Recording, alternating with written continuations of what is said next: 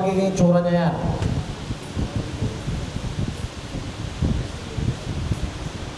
Kailangan po ng preliminary investigation, ipasa mo kay prosecutor's office or kay prosecutor. Kapag hindi na, automatic kay court na yan. Yung court na yan ay sino? Ang court na yan ay sino? Si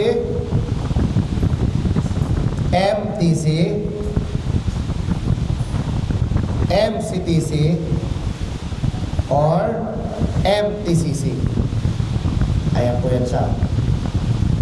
Kapag hindi na kailangan ng preliminary investigation. Ayan na po yan siya. Yan lang po ang kailangan niya. Sir, bakit po MTC doon? Kasi nga po, Metropolitan Trial Court naman po ang tawag dyan. Yung number 3, kung titignan po ninyo, no, ang sabi niya dyan, kahit hindi na po yan kailangan ng preliminary investigation, mababa man sa 6 years and 1 day yan, eh kailangan nga talaga dumaan sa piskal ang sabi ng batas. Ang sabi ng ating rules, no? Rule on Criminal Procedure, Rule 112. Ayan na po yun. Ayan. Okay, sige. Patuloy tayo.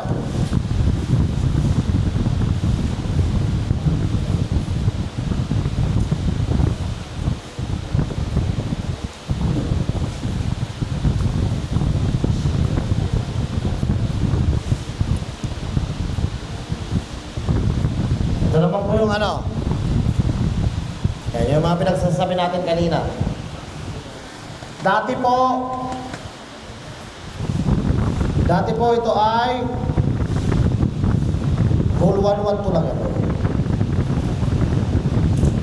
Dati po yan, 4 years, 2 months and 1 day. Wala na po yan sa ngayon. Ang gamit na po natin ngayon is prima facie evidence, hindi na po probable cause. Under the DC-15, the DOJ NPS Rules on Preliminary Investigation and Inquest Proceeding. Yan na po yan siya ngayon. Hindi ka na po gagamitin ang tinatawag na 421 na nakasanayan po ninyo. Hindi na po yun kasali.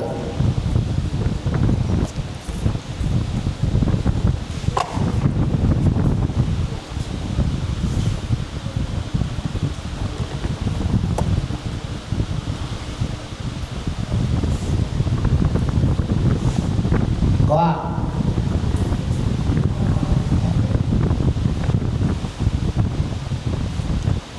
Saglit, hanapin ko ngayong PowerPoint ko. Wala kasi dito eh. Hanapin ko muna. Ayan, okay na.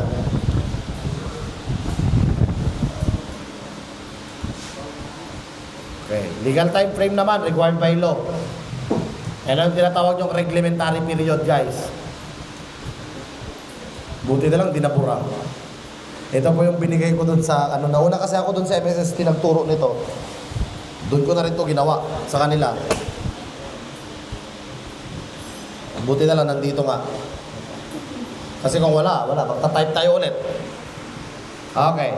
Sabi niya dyan, guys, 12, 18, and 36, pakilagay po dyan, yung part na yan, ay provided po yan siya ng revised penal code. Opo. Ito po, ito. Itong traditional na 12, 18, and 36 po, si RPC po yan ang nagbigay. Itong dalawang to naman, ang nagbigay naman yan is special laws. Okay, special penal laws. Sir, sino lang bang special penal laws na may ganyan? Yes. Sir, paano yung ibang special penal laws, sir? Anong susundin nila? Yung penalty ng special penal laws, ibabangga po nila dito. Kung saan po siya suitable sa tatlo. Eh, yung terrorism, sir, meron talagang sarili. Yes. Yung batas mismo nag-provide ng sarili niyang a time frame or reglementary period. Sir, bakit dalawang nilagay mo dyan, sir? Yung mga nakaraan kasi, ang tinanong sa board exam, ilan daw ang required time para daw sa violation ng Human Security Act. Or, ang tanong, paano daw kung terroristic activity ang ginawa? Ilang oras daw ang kanyang reglementary period under the Human Security Act? 72 hours. Pero pag ang question is silent, tanda na, if the question is silent, ibig sabihin hindi niya binanggit yung batas. Sinabi niya, ilang oras ang kinakailangan para mapatunayan ang pagkakahuli ng isang tao na inaakusahan na nakakumit ng any terroristic activity. Walang sinabing batas. Ang isasagot nyo will be 14 days plus 10 days extension. Sir, bakit yan ang isasagot namin, sir? Yan ang isasagot ninyo dahil itong anti-terrorism law, ni-repeal niya po ang Human Security Act. Pag sinabi mo pong repeal, binago niya na po, pinalitan niya na si Human Security Act. May tatlo kasi yan eh. Amen. Pag sinabi mong amen, okay lang yon. Nandun pa rin yung batas. Dinagdagan mo lang, or binawasan mo lang, or binago mo lang yung certain provisions ng batas. Pero, kung totally binago mo yung batas, ang tawag doon, repeal. Okay? Tandaan ha? Amen. Amen. Pag amen, addition or subtraction, addition or deletion of a provision, or change of a provision lang. Pero kapag repeal, overhaul yun. So pinapalitan mo talaga yung batas. Pero kung constitution ang pinalitan, ang tawag naman ratify. Iba-ibang term. No, you cannot amend. You cannot repeal. Ratify ang term. Pag-constitution. Okay? Pag-constitution po yan.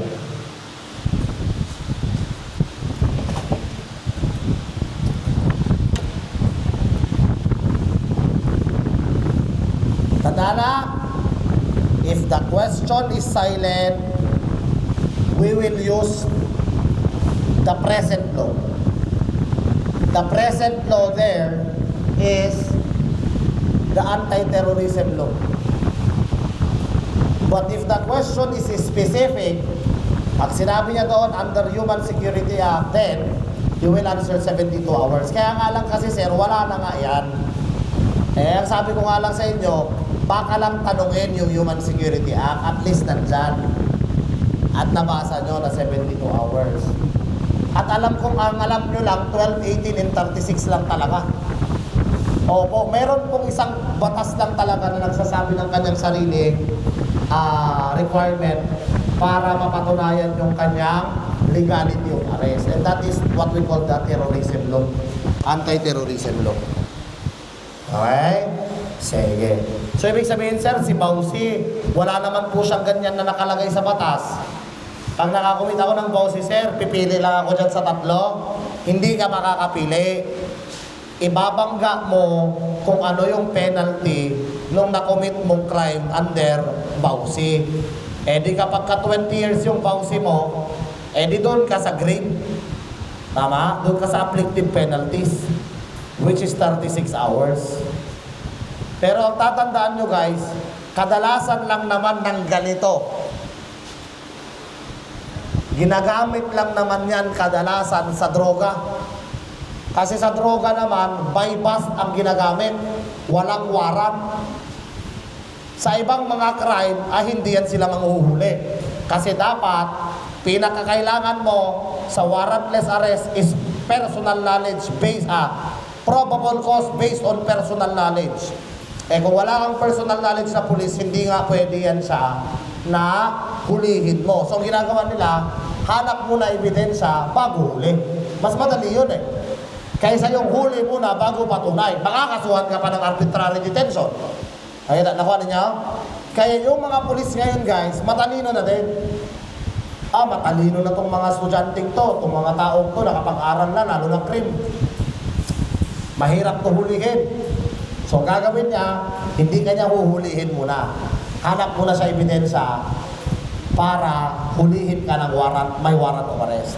Kasi pag humuli ka, na may warrant of arrest ka, wala kang kasalanan, inutusan ka lang ni korte. Samantalang kapag warrant of arrest, pwede kang makasuhan ng Article 124, 125, and 126 ng ating revised penal code. And those are arbitrary detention. So kailangan maging alerto ka dyan. Tama? Opo. Sir, gaano katagal yung hot pursuit, sir? Actually, walang nilagay yung batas. Yung hot pursuit doctrine. Gaano ba daw katagal yan na maghahabol ka ng isang tao?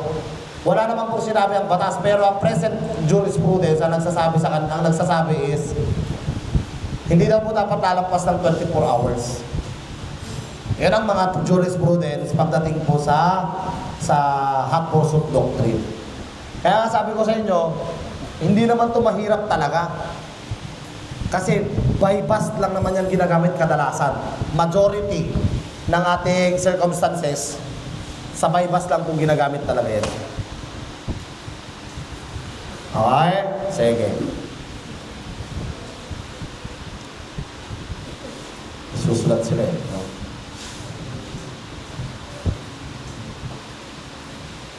Actually, napapansin ko talaga sa mga criminology schools, dumadami ang babae. Sa amin nun, ilan lang talaga eh. Ngayon, dami ng babae, majority nga. Mas marami pa yata ang babae.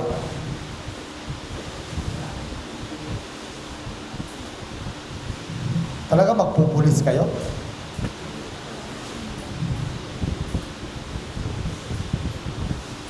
Okay, diretso tayo? Sige. Nasulat ko. Ang high-tech na din ng mga iba-ibang kulay ng ballpen. Para hindi na sila mag-highlighter. Diba? May red, may blue, may black. Grabe, no? Sige. And then ito, napag-aralan nyo ito kay Sergio Santos. Tama? Danoso.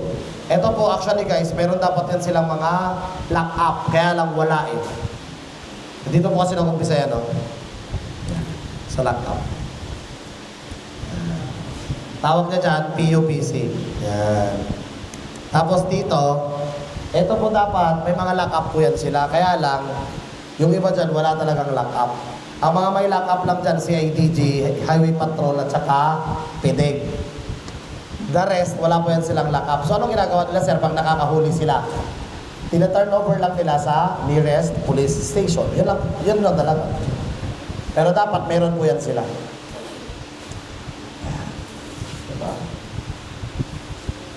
Na-discuss yan ni Sir nyo sa Law Enforcement Administration and Organization, Interagency Approach. Ito naman po yung katuloy niya. Tuloy niya yan. Wala naman yan. Nilagay ko lang yan dyan na dapat sila, may mga lock-up yan sila. Pero wala naman lahat. Ang meron lang again, si IDG, Highway Patrol at saka PDEG. Yan, may mga lock-up po yan sila. Pero piling-pili lang din. Hindi lahat. Hindi lahat meron. Ewan ko dito sa atin sa Sultan Kudarat, meron ba? Hindi ko lang alam. So, anong remedy? Pag nakahuli sila at wala silang lock-up, i-turn over nila sa pinakamalapit na stasyon. So, for example, ang nahuli dito ni Highway Patrol Group, nandito sa Tacorong, dito sa Tacorong niya po, ita-turn over yung nahuli niya. Ganun lang naman.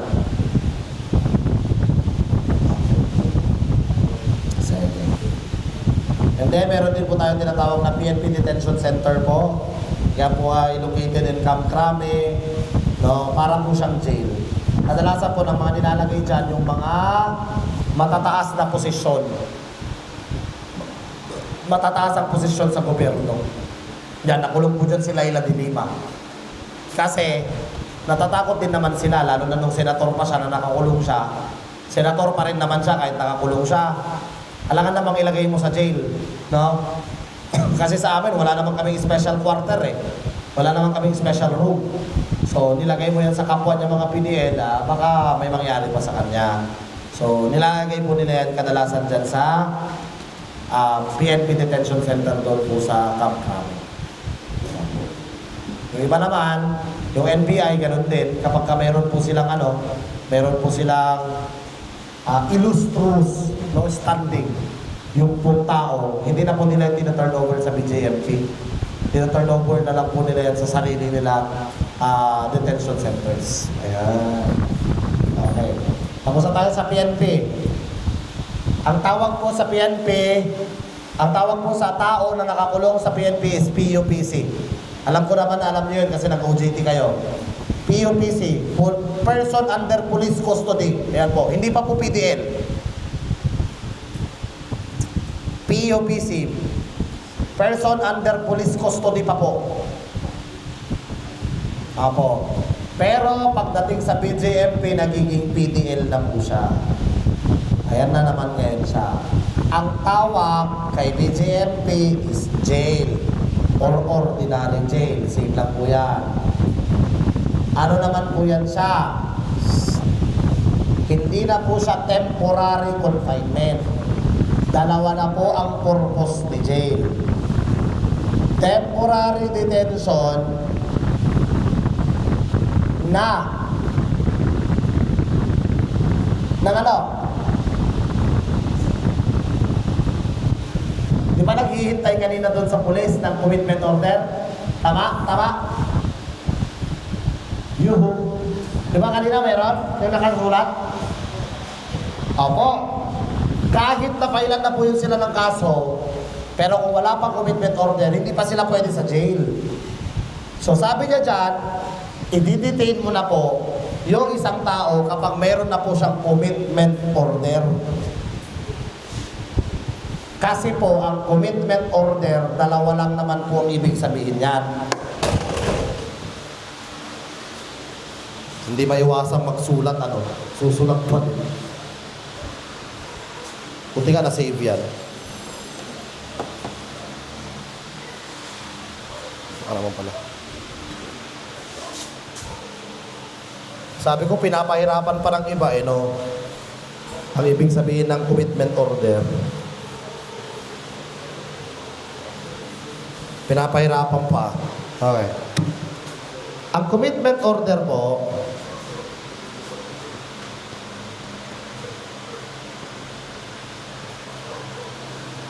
okay, ito po ay isang court order.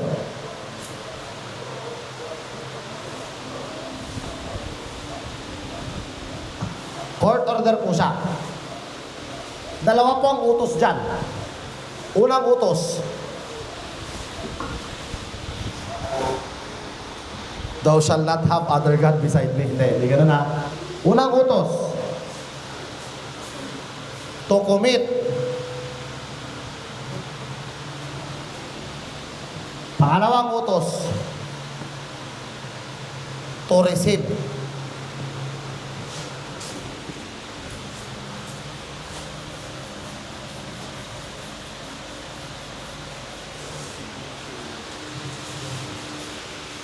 Okay. Sa number 1, ang inuutosan niya si law enforcer.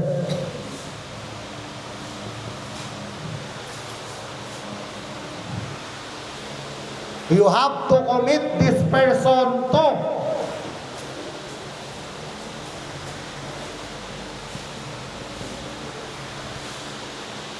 Ano niya? Yung isa naman, inuutosan niya sino? Si BJMP. Oh, ikaw BJMP, i-receive mo yung kinocommit ng law enforcer. No? Ano? To receive, sino inuutosan? Si BJMP. Ang ano? Ang person to be committed by the law enforcer. Purpose. Ang purpose po nito dyan, guys, ay while the case is pending. Ayan. Ganyan po pala. Ang commitment order pala, 2 utos. Ano yung 2 utos na yon? Dalhin mo ang inuutosan, pulis. Yung pangalawang utos naman, tanggapin mo ang inuutosan naman si BJMP. Bakit ko tatanggapin? Bakit mo dadalhin? Dahil mayroon po siyang pending na kaso. Nakwa. Punta tayo sa pangalawa. Sa pangalawa naman, mayroon naman tayong tinatawag dyan na mitimus. Yan. Mitimus. Okay. Same lang po sila ng ibig sabihin. Okay, ganito po yan. Sige, sulatin nyo muna ito na part, kahit burahin ko.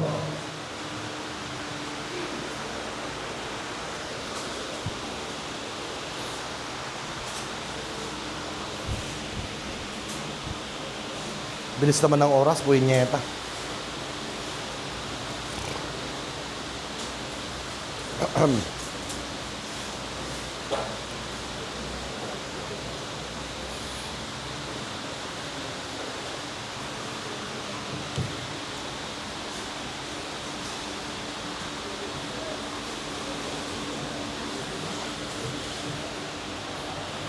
Hindi pa mapasok yung iba yung classmates? May ilan lang kayo, ano? Malapit na exam nyo.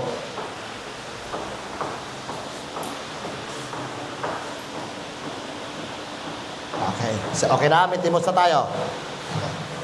Ang mitimos po,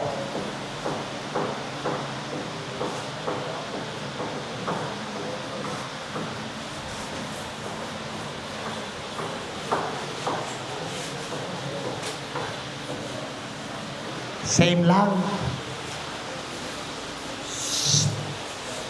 Again, ang mitimos po ay court order din po. Same lang din. I-commit mo at tanggapin mo. Tama? Ano yan, sir? Dito sa commit, 2 ang pwede mong utusan. Pwedeng si law enforcer or pwedeng si BJMP. Okay. Sa magre-receive, sinong tinuutusan niya? 2 din.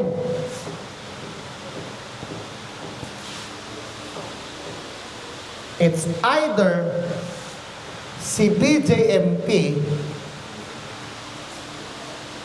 tama? Or si Bucor. Anong ibig sabihin yan? The purpose is service of sentence.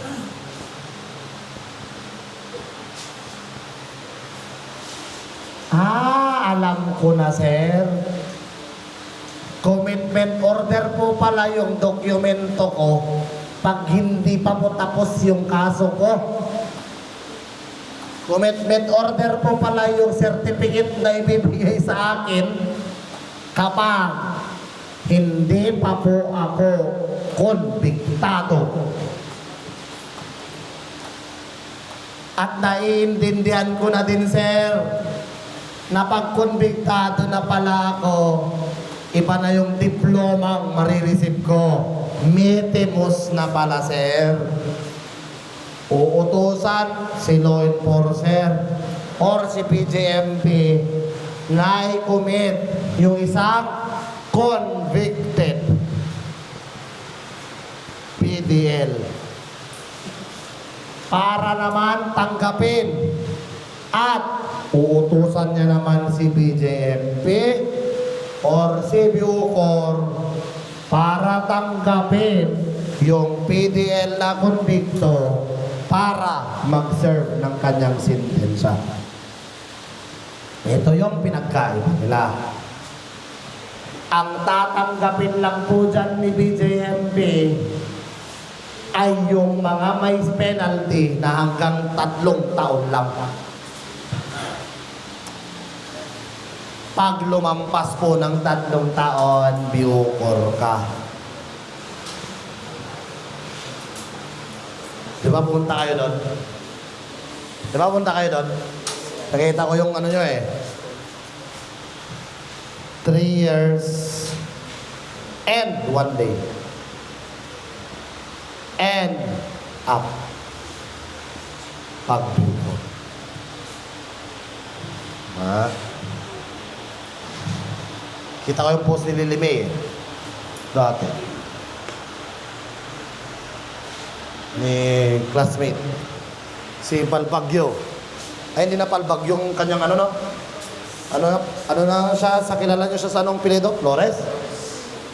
Hindi kasi ako sanay na Flores ang tawag ko sa kanya. Balbagyo ang tawag ko sa kanya. Okay.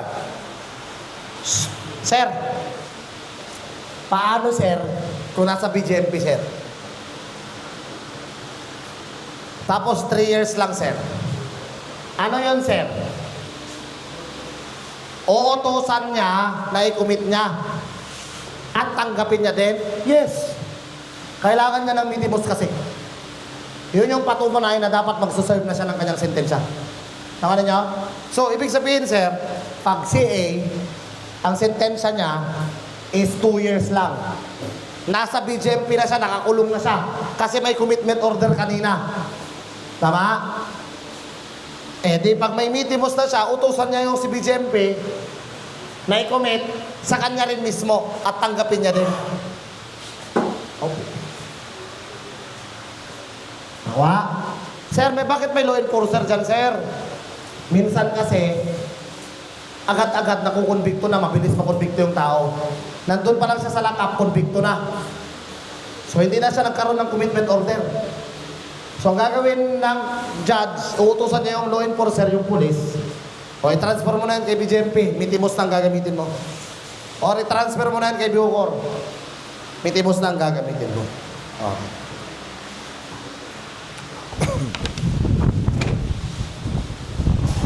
Wow. Sige.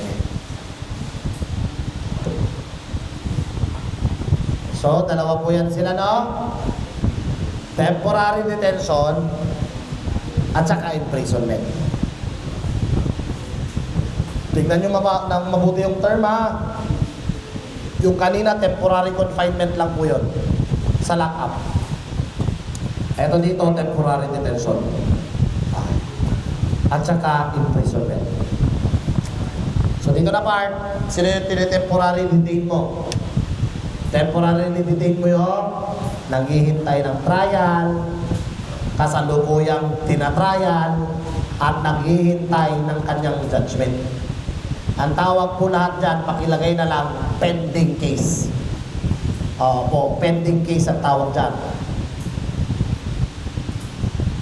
At yung pangalawa naman po, imprisonment. Meron tayong 3 classification ng prisoner na nandyan po sa BJMP. Meron pong 3. Opo, may 3 dyan. Sige. Talagang nagsusulat ng mga babae, no?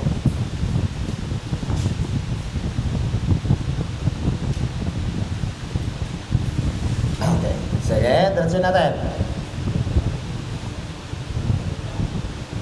Okay.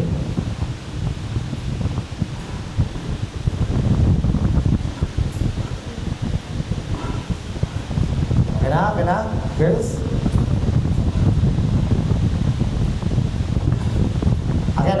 Again, ang tawag dyan is pending case. Yang temporary detention.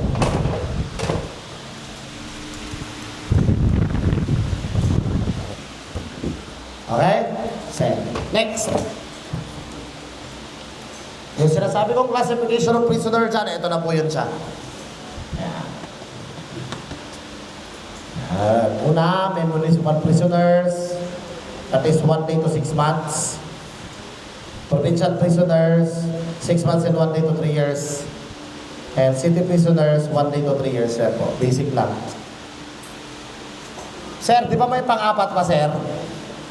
Yung insular prisoner. Hindi ko nilagay dyan kasi nga BGMP lang pinag-uusapan natin. Sa Bucor naman yun na side. Mamaya lang yun. Mamaya lang. Ayan.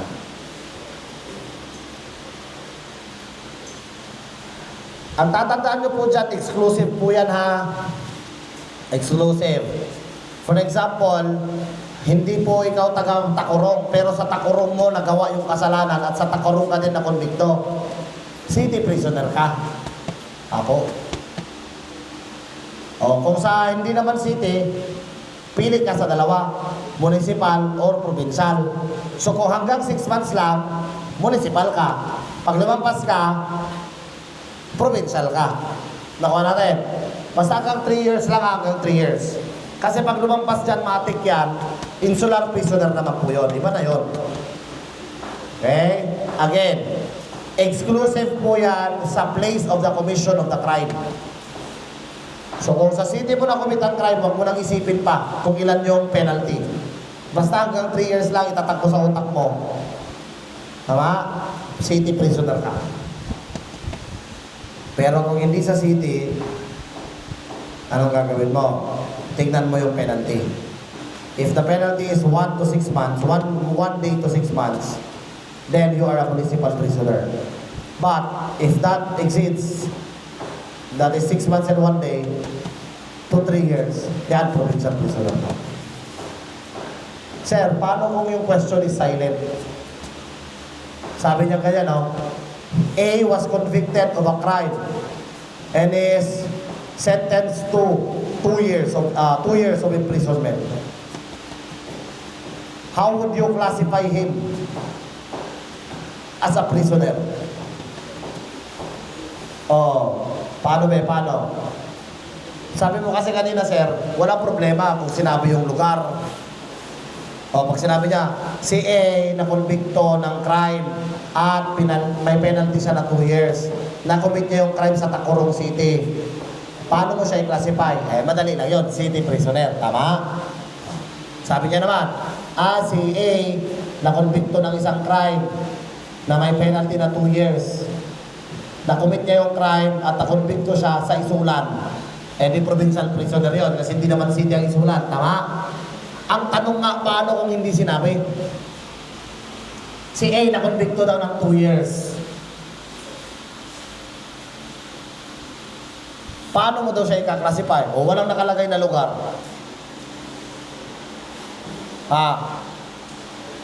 Paano ngayon yan? Paano ngayon?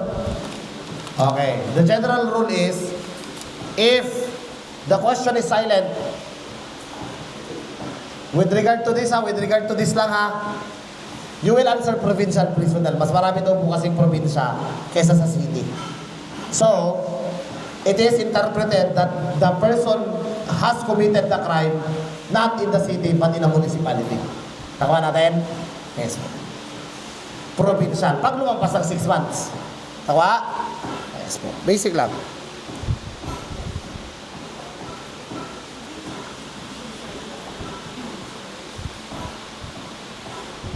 Nakapag-OJT kayo sa jail? Kanino? Kay Sir Mulats? Pero sa amin, wala.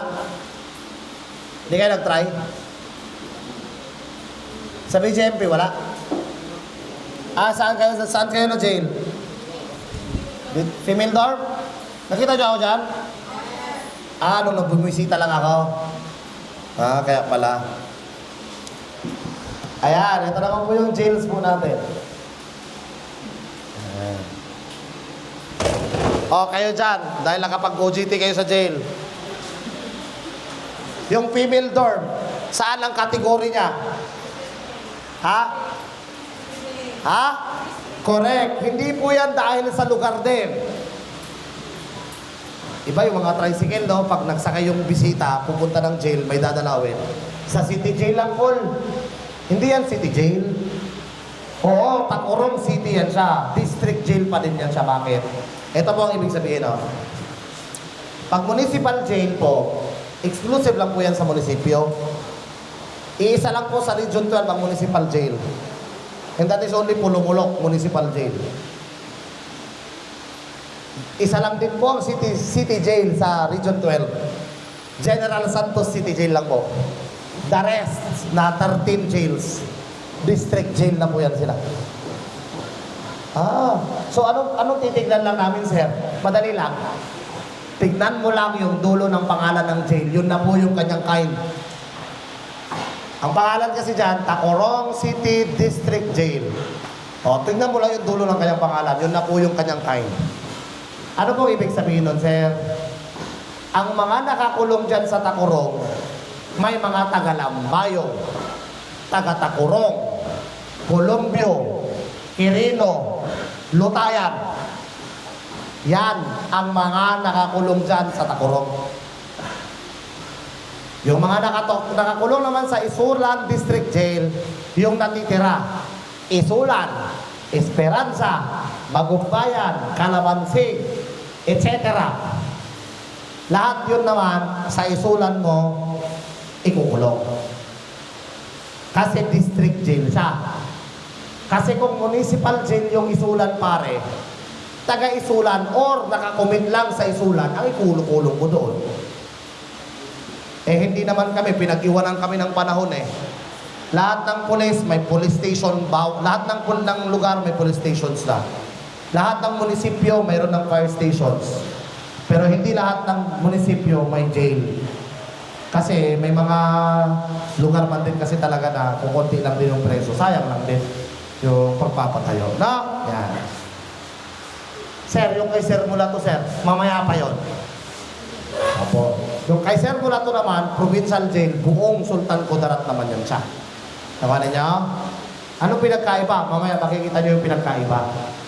Okay? Sige. Yan ako. Parang hindi lang ako inaantok ba, no? Dumating ako kanina, alas 4 eh. Okay. Sir, bakit po may local government, sir? Wala po tayong magagawa dyan because of the RAO 7160. Hanggat hindi po nababago ang 7160, magiging warden po si Sir Mulato. Pero, pag yung batas, actually mayroon na eh, mayroon ng proposal, yung tinatawag na Senate Bill. Kay Bato de la Rosa yan. Pag yung Senate Bill na yun, naging RA na po, kukunin po namin yan. Wala na pong provincial jail. Okay po. Ngayon, sir, bakit po mayroon pong provincial jail? Sabi kasi ng 7160, mag-establish po dapat bawat probinsya ng kanyang provincial jail. Di, sumunod lang din yung mga gobernador. Nagpatayo din po sila ng kanilang mga provincial jail. Actually, sa 4 na probinsya na sakop ng Soc-Sargent Region, 3 po dyan, hindi po namin hawak pa. Pero yung isa, tinurn over na po kusa sa amin. Kasi ayaw na daw, sakit sa ulo daw. And that is the North Cotabato District Jail. Dati yan, Amas Provincial Jail ang tawag dyan. Amin na ba yan? Yes, amin na po yan. Ano na lang yung 3 dito sa atin? SK, Coronadal, which is South Cotabato, and Sarangani. 3 na lang dito sa atin. Okay. Ngayon guys, anong pinagkaiba? Ito lang po pinagkaiba. Ang function po nila, pareho lang sa function namin. Magbantay ng preso. Ang pinagkaiba, budget. At saka employee. Ang budget po ng BJMP, national. Ang budget po ng provincial jail, local. Funded by local. Subsidized by the local government. Ang amin pong personnel guys, uniform. At national po kami. Under po kami ng Department of Interior and Local Government. Sila po dyan, hindi po sila uniform. Civilian po sila. Even Sir Mulato, hindi po siya uniform. Civilian po siya. Okay tayo dyan.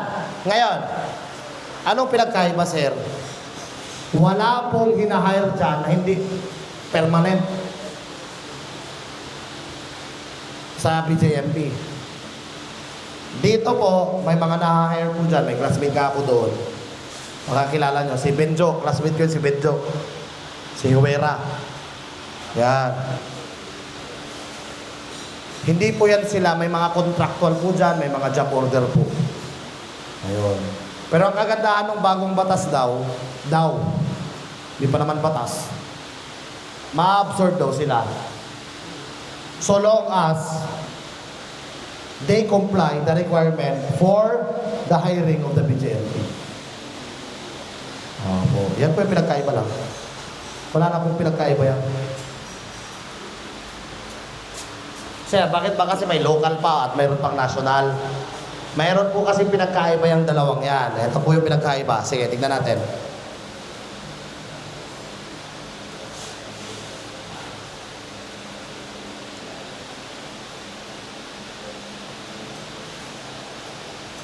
Bumababa na daw ang enrollees ng CRIM. No? Hindi na katulad dati.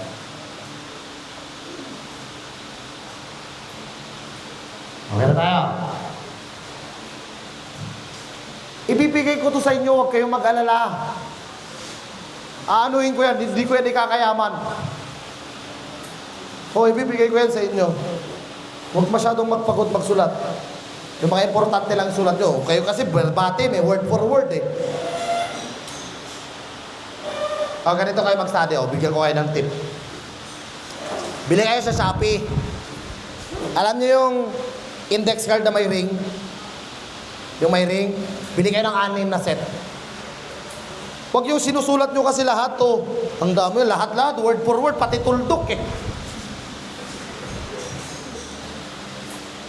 Diba? Ibibigay ko to sa inyo, huwag kayo mag-alala. Sir, pwede namin doon i-print? Yes, pwede. Pag naka-PDF po siya, pwede nyo i-print doon sa sinasabi kong index card na pwede nyo bilhin. At yun na lang dadalhin mo. Nakuha na nyo? Kumbaga pa, parang naka-PowerPoint ka na ganyan, no? Wow. Ganon. Next. Ganon mo lang. Diba? Yan. Ito po pinagkaiba. O, pasensya na kayo ha. Medyo halo-halo pag ako ang nagaturo kasi. Mayroon pang human rights education. No? Pang human rights education kasi yan. Yan po pinagkaiba ng national government at saka local government. Tapos na-divide po yan sa tatlo. Executive, legislative at judiciary. Isa sa mga kalamalian ng bata sa board examination, akala nila ang vice mayor, executive, hindi. Isa lang po ang vice na nasa executive. Vice President lang. Lahat ng vice po ay legislative. Maliban kay Vice President. Yung anak ni Vice, matalino tol. Sino mga taga-Lambayon dyan? Yung Vice, kilala niyo yung Vice Mayor natin? Ha? Oh, grabe ka naman. Parang di ka taga-Lambayon. Si Ricinto, Mayor na eh. Si Sanday. Yung anak niya po, estudyante ko ng 4th year college sa NDMU. Anak niya sa una. Matalinong nilalang. Sabi niya sa akin, no, may klase kami may gabi. Kaya ko na mag-take ng board exam, sir. Oo. Pag tralala ka na teacher, mas takbol ka sa kanya ba? Takbol ka talaga sa kanya. Matalino yung anak ko. Pero Christian. Pero hindi Sanday ang apelido. Hindi pa dinala. Ayan, okay tayo. Yung mabuti. Tagapagpatupad ng batas, tagagawa ng batas. Hindi ko matagalog yung interpret. Ano bang interpret sa Tagal? Basta taga-interpret ng batas. So, ganun na lang. Na, kaya mabuti. Kasali po dyan ang mga cabinet secretaries. Ito pong tatandaan nyo sa leya ninyo, di ba? Kasali po dyan lahat ng bureau niya pababa. BDSU, tama? Sa isang large department, nahati po yan siya sa isang functional units. BDSU. Bureau, Division, Section, Unit. Tama? Tama? Opo. Lahat po yun, pati kami, nasa national po kami. Bakit, sir? Under po kami ng department. Anong department, sir? DILG. Lahat pala ng department, sir. Executive, opo. DOH, DOLE, DSWD, DNR, etc. etc. Maliban sa Criminology Department. Ay, lahat po yan ang department. Executive. So, ibig sabihin, sir, pati sa mga territorial units ng mga yan, ay kasali din. Ha? PRB, SDA, ano yan? Territorial units. Bago lang kayo nag-leya, di ba? PRB, SDA, ano naman yon? Posts, routes, beats, section, division, and area. Tama? Tama? So kasali din yun, sir. Pati yung nag-duty doon. Yes! National po natin. Corridas. National. Sir, local. Sino yan? Gobernador. Mayor lang. Pati si Kapitan. Mayor. Gobernador. Kapitan. Executive. Sa local. Pagdating sa legislative, dalawa lang. Okay? The upper house, which is the Senate, ang mga tao dyan, senators. And the lower house, the House of Crocs. Yan. Mga tao dyan, mga honorable. Yan daw yan ang bago sa Pilipinas. Pag bilyon ninakaw mo, honorable ang tawag sa'yo. Bilyon. Pag nagdao ka ng kamatis sa palengke, tawag sa'yo, kawatan. Ba? Pag natapat sa'yo yung Bogo, Cebu, di ba? Tapos picture ni Presidente, nakita niyo yan? Ipapahuli ka ng NBI, tol. Pero nagnakaw ka ng bilyon, biglang sumakit yung leg mo, no? Tangin ang gago. Magnanakaw ang punyeta. Diba? Yan. Ginagawa nila, ano? RA or Republic Acts. Dito naman, Provincial Council, Board Members. Ang boss nila, Vice Governor. Dito naman, sa atin, City at Municipal Council, tawag naman sa kanila, Councilors at saka Vice Mayor. Ang alam ko guys maliban sa Takurong and Esulan, lahat ng Vice Mayor dyan, abogado. Kasi dapat abogado ka dyan, tol.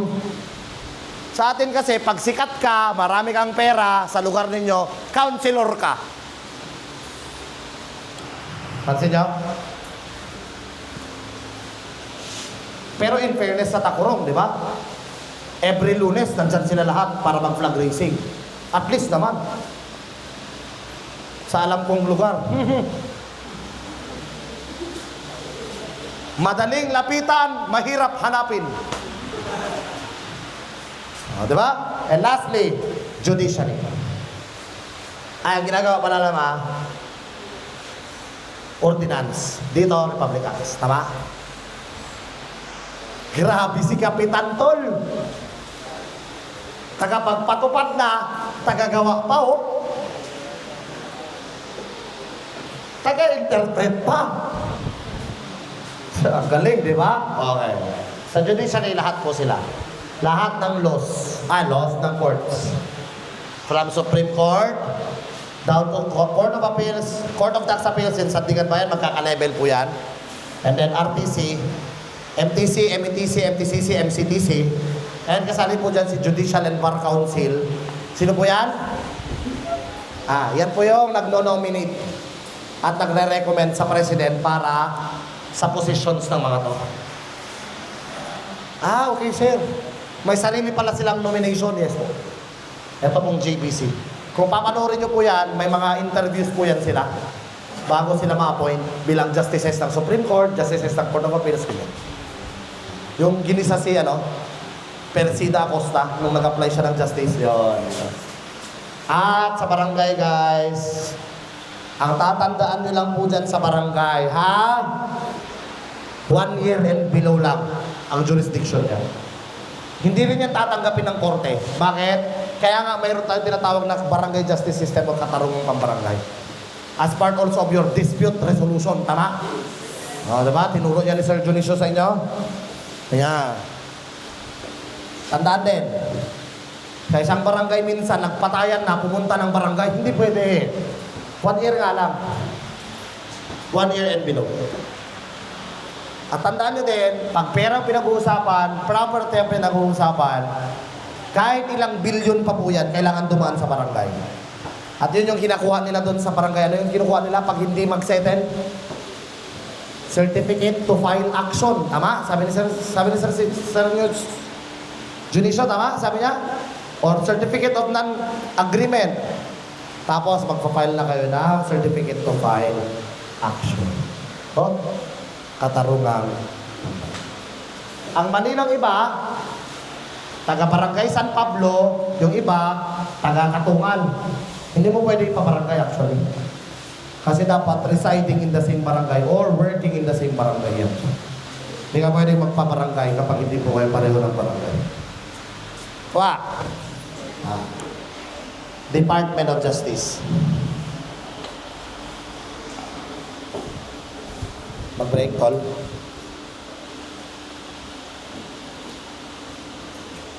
Sige, 10 minutes. Nandiyan lang naman yung bibilihan nyo. 10 minutes lang, 10 minutes. Water break. Thank you.